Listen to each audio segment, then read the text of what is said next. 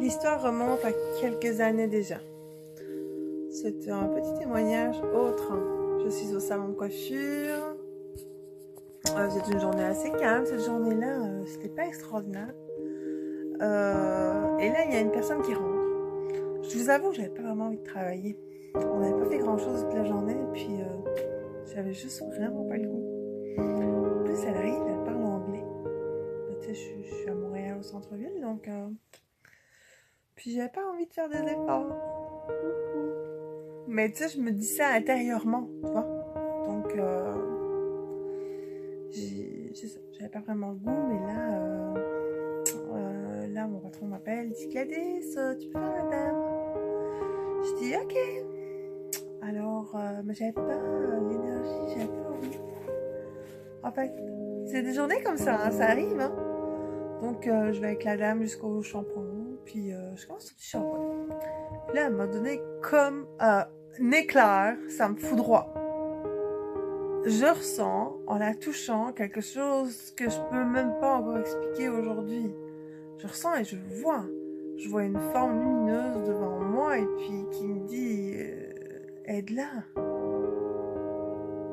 my god. Bien souvent, ce qui se passe, c'est que je ne sais pas trop ce que je fais. Donc, tout ce que je sais, c'est que si je sens, c'est que je suis en contact. Si j'entends, c'est que je suis en contact. Si tu ne sens pas, si tu n'entends pas une matière avec laquelle tu n'es pas, bah, tu n'es pas en contact avec. Moi, je ne suis pas en contact avec les grandes formulations d'architecture pour construire un bâtiment. Je suis nulle là-dedans. Mais bon, je suis en connexion avec d'autres choses. On revient à notre histoire.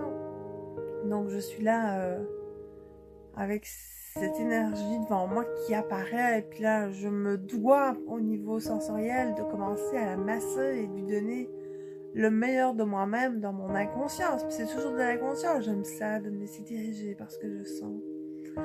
Alors j'y vais à fond là. Je me sens vraiment comme en obligation de le faire.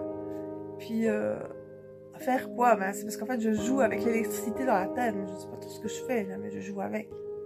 Je suis un peu un système sensoriel de charge électronique qui me parle uniquement à mes ressentis.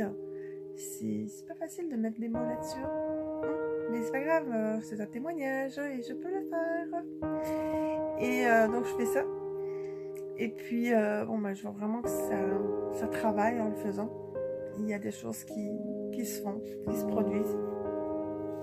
Puis la femme, donc l'anglaise, j'étais en train de faire ça, je termine.